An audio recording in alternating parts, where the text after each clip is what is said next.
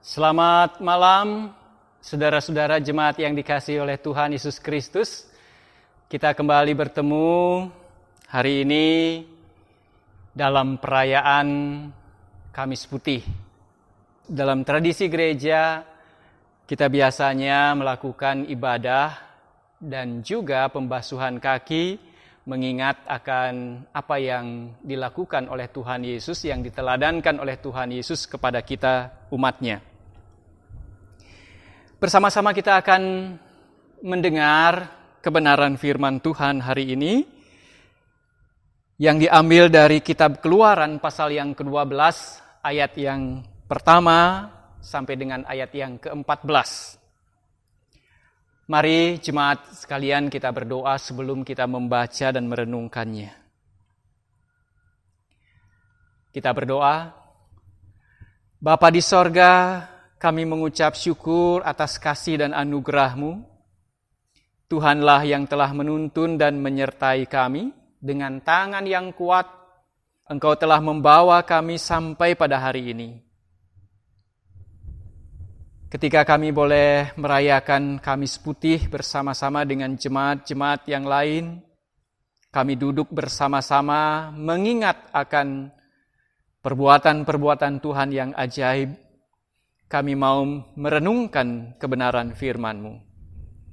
Oleh karena itu ya Bapa, kuasa Roh Kudus-Mu kiranya turun atas kami semua, sehingga kebenaran firman-Mu yang hendak kami baca dan renungkan hari ini, boleh kami pahami dan kami boleh mengerti. Hamba-Mu yang akan menyampaikan kebenaran firman-Mu ini, Tuhan urapi hati dan bibir hamba-Mu ini, sehingga kebenaran firman-Mu yang hamba-Mu sampaikan. Berfirmanlah, kami siap untuk mendengarkannya. Haleluya. Amin. Jemaat yang dikasihi oleh Tuhan Yesus Kristus, mari kita membuka Alkitab kita. Firman Tuhan hari ini yang disediakan bagi kita diambil dari Keluaran pasal yang ke-12, ayat 1 sampai dengan ayat yang ke-14. Saya akan membaca bagi saudara. Demikian firman Tuhan. Berfirmanlah Tuhan kepada Musa dan Harun di tanah Mesir. Bulan inilah akan menjadi permulaan segala bulan bagimu. Itu akan menjadi bulan pertama bagimu tiap-tiap tahun. Katakanlah kepada segenap jemaah Israel, pada tanggal 10 bulan ini diambillah oleh masing-masing seekor anak domba, menurut kaum keluarga, seekor anak domba untuk tiap-tiap rumah tangga. Tetapi jika rumah tangga itu terlalu kecil jumlahnya untuk mengambil seekor anak domba, maka ia bersama-sama dengan tetangganya yang terdekat ke rumahnya haruslah mengambil seekor.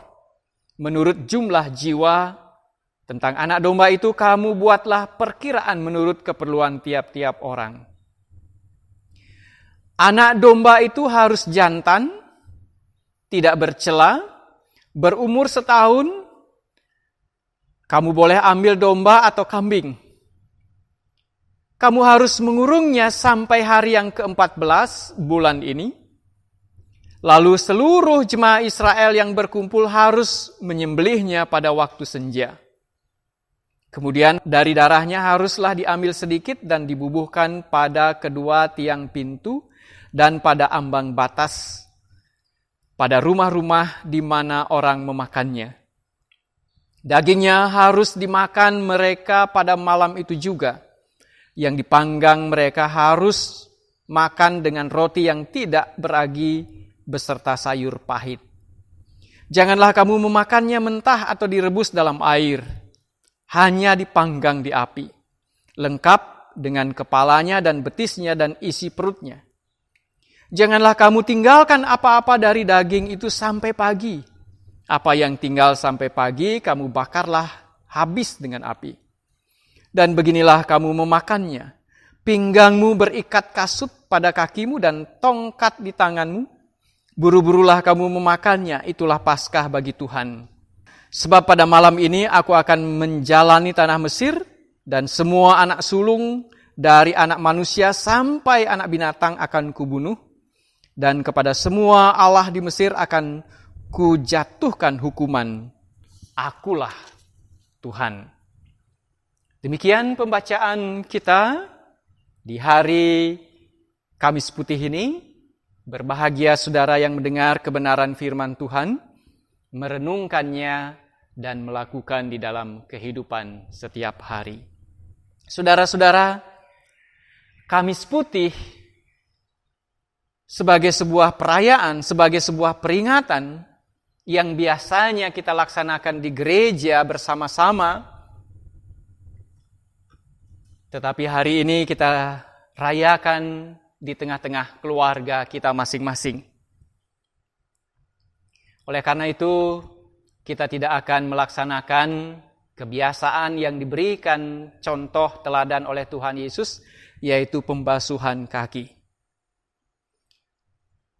Saudara-saudara jemaat yang dikasihi oleh Tuhan Yesus Kristus, dalam ibadah Kamis Putih ini, kita dibawa kembali akan ingatan, kenangan, perayaan Paskah atau Paskah pertama yang dilakukan oleh orang Israel ketika mereka buru-buru keluar dari tanah Mesir. Dalam nats yang kita baca hari ini diceritakan, saudara-saudara, pastilah pada saat itu umat Israel antara senang dan takut, khawatir, itu bercampur aduk menjadi satu. Karena malam itu adalah malam terakhir mereka akan tinggal di Mesir dan pagi-pagi besok mereka akan berangkat menuju tempat yang Tuhan akan tunjukkan kepada mereka. Senang dan khawatir, senang oleh karena mereka akan dibebaskan, oleh karena mereka bebas dari perbudakan di Mesir. Tetapi khawatir oleh karena mereka tidak tahu kemana, bagaimana di dalam perjalanan, dan apa yang akan terjadi dalam perjalanan yang mereka akan lalui bersama-sama. Jadi pada malam itu sebelum mereka berangkat, Tuhan memerintahkan mereka untuk melakukan beberapa tindakan. Karena Tuhan sendiri akan menghukum Mesir dengan tulah yang ke-10, yaitu tulah di mana anak sulung, semua anak sulung baik manusia maupun binatang akan mati. Apa yang harus mereka lakukan pada malam itu? Tuhan memerintahkan supaya mereka masing-masing menyembelih seekor anak domba.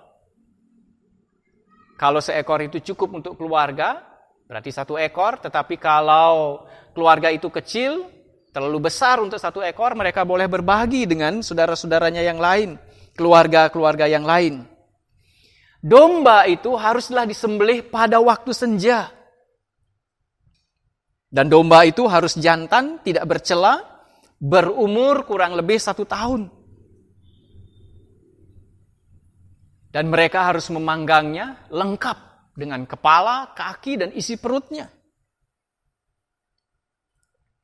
Tuhan memerintahkan sesuatu yang sangat mendetail di dalam kehidupan mereka.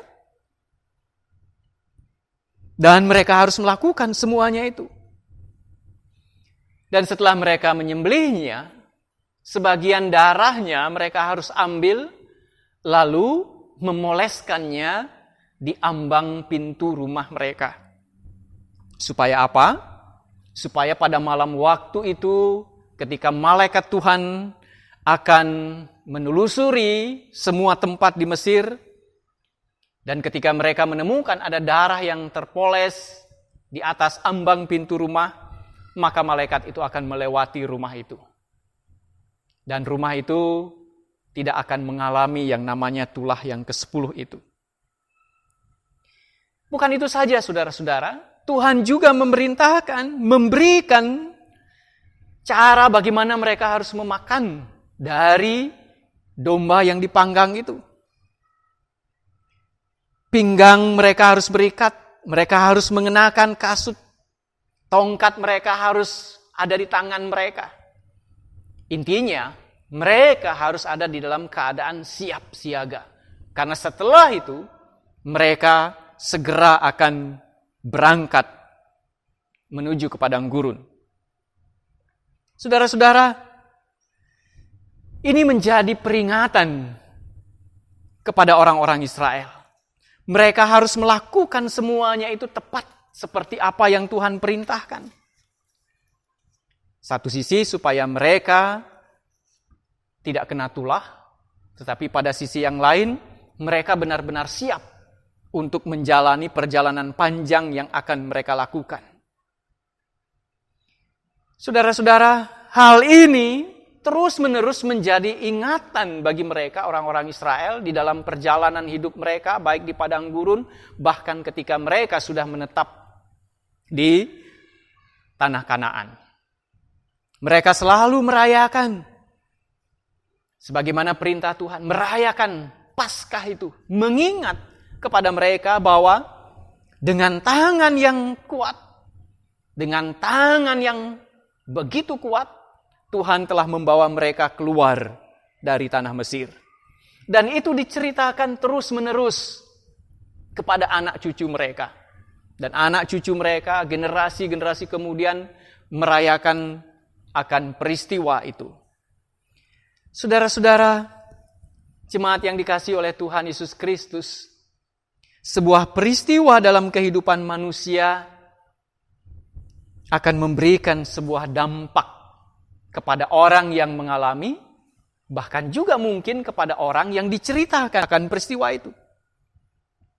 Bahkan pemazmur yang kita baca hari ini dari Mazmur 111, di situ dikatakan bahwa perbuatan-perbuatan Allah menjadi peringatan. Bahkan perbuatan-perbuatan yang biasa yang kita alami sehari-hari. Apalagi peristiwa yang begitu besar sebagaimana yang dialami oleh orang-orang Israel ketika keluar dari tanah Mesir.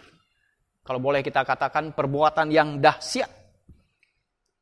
Nah, perbuatan itu, peringatan itu, perbuatan-perbuatan Tuhan itu mempengaruhi kehidupan mereka, meneguhkan kehidupan mereka ketika mereka menjalani kehidupan mereka setiap hari. Jauh setelah itu. Karena peringatan itu atau peristiwa itu akan sekali lagi meneguhkan hati mereka ketika mereka ada di dalam situasi-situasi yang sulit, ketika mereka menjalani kehidupan mereka setiap hari, lalu peristiwa-peristiwa dunia menggerus iman mereka. Tetapi saudara-saudara, apa yang diceritakan di dalam kitab Keluaran ini sesungguhnya itu menjadi bayangan kepada peristiwa apa yang akan terjadi di kemudian hari di dalam diri Tuhan Yesus Kristus. Dialah anak Allah, dialah anak manusia, dia juga adalah anak domba Allah yang dikorbankan dalam penyaliban dan kematiannya.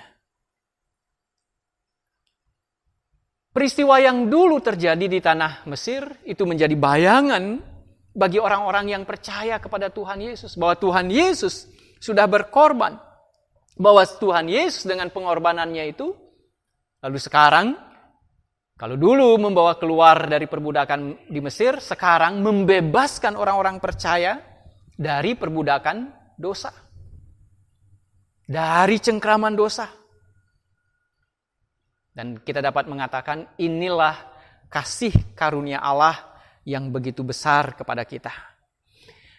Jemaat yang dikasihi oleh Tuhan Yesus Kristus, ketika kita tahu akan hal itu, kita percaya apa yang dilakukan oleh Tuhan Yesus, sama seperti orang-orang Israel dulu, apa yang harus kita lakukan sekarang berkaitan dengan apa yang dilakukan oleh Tuhan Yesus? Perbuatan-perbuatan yang ajaib dijadikan peringatan untuk umatnya. Hari ini kita merayakan kembali. Hari ini kita mengingat kembali. Hari ini kita mensyukuri kembali bahwa apa yang dilakukan oleh Tuhan Yesus Kristus juga berdampak di dalam kehidupan kita. Ketika kita menyadari bahwa pengorbanan Tuhan Yesus Kristus telah membebaskan kita dari segala dosa. Hal ini ketika kita hidup sekarang akan memberikan kekuatan kepada kita. Hal ini ketika kita merayakannya akan memberikan peneguhan iman kepada kita. Karena kita akan selalu ingat apa yang Tuhan Yesus lakukan bagi kita. Kita sadar, jemaat yang dikasihi oleh Tuhan, ketika kita hidup sebagai masyarakat, ketika kita hidup sebagai warga gereja, hidup di tengah-tengah masyarakat, ada banyak peristiwa-peristiwa yang melemahkan, ada banyak peristiwa-peristiwa yang mengikis, menggerus iman percaya kita. Tetapi ketika kita merayakan kembali apa yang dilakukan oleh Tuhan Yesus, perbuatan-perbuatannya yang ajaib itu, kita mendapat peneguhan yang baru. Kita mendapat kekuatan yang baru. Sama seperti orang-orang Israel. Ketika mereka diperintahkan untuk memperingati kembali apa yang mereka telah jalani di Mesir dulu. Itu meneguhkan hati mereka. Tetapi bagian yang kedua juga, yang meneguhkan hati kita adalah ketika kita mentaati apa yang diperintahkannya di dalam kehidupan kita.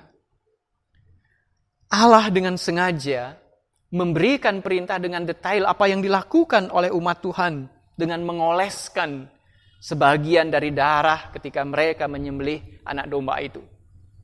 Demikian juga di dalam kehidupan kita sekarang. Ketika kita mentaati apa yang diperintahkan Tuhan di dalam kehidupan kita, maka itu juga akan meneguhkan kita. Itu juga akan memberikan kekuatan kepada kita ketika kita menjalani kehidupan kita setiap hari. Tuhan menghendaki supaya kita mendengar apa yang Dia perintahkan. Tuhan menghendaki supaya kita melakukan apa yang Dia katakan di dalam kehidupan kita. Karena dengan melakukan itu, dengan taat kepadanya, maka kita dibebaskan. Maka kita dapat melewati. Maka kita dapat menjalani kehidupan kita dengan baik. Tuhan menghendaki itu di dalam kehidupan kita. Hari ini kita merayakan kembali akan apa yang Tuhan teladankan bagi kita. Dia telah membasuh kaki murid-muridnya untuk menunjukkan betapa Dia sangat mengasihi. Allah juga mengasihi kita. Mari kita menjadi orang-orang yang taat. Mari kita menjadi orang-orang yang percaya dengan apa yang telah Dia lakukan, lalu mensyukurinya, memperingati, merayakannya di dalam kehidupan kita. Saudara-saudara, selamat merayakan Kamis Putih di dalam kehidupan saudara. Selamat menikmati akan karya kasih Tuhan. Tuhan Yesus memberkati. Amin.